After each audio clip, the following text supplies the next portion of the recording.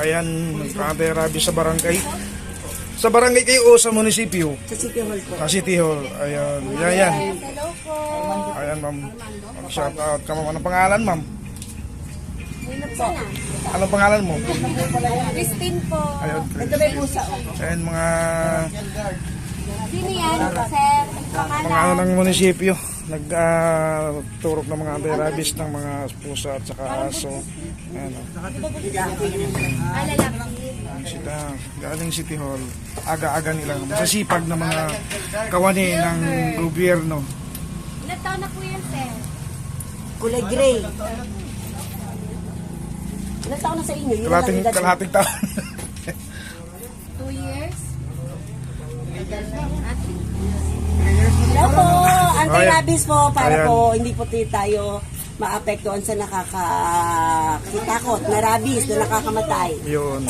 Uso ngayon, lalo pag-init. Oo, lalo na pag taginit, tumataas po yung rabies. Ayun. Let's go na. So, ma'am. Itong flavor, pangalan niyo po yan.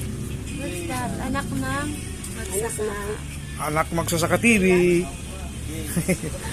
Si ma'am. May card na Ano to. pangalan? Yung may-ari ng katlo. May card na to. Ito po. Anong purpose ng card? Para Para certificate mamonitor. na nabakunahan yung Okay. Yan, may card na rin tayo. Napabukunahan natin first time yung ating aso. Yung pusa hindi pwede kasi may sipon. Hindi sila nagbabakuna pag may sipon yung hayop. Ayan. Sa mga masisipag na mga gawani ng gobyerno. Napirma na lang. Ay, nakakard yata to eh. Ayan lang. Ito, wala pa sa kanya. Sa pusa. Ito, sa J. Gilbert ba yun? Armando po, Armando. Hindi yung aso. Ano yung baso? Thank you po. Hindi na alam.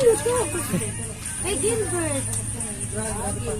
Ang pangalan nung pusa. Tama ba? Ayan. Gilbert pala. Sorry na. Gilbert ang mailagay. Nabigyan na siya ng papel. Oh, ma'am, shout out na. Baka gusto mag-shout out dyan. Burikat. Anong burik? Dalawa kasi Thank you, kuya. Okay. Thank you po. Oh. Dalawa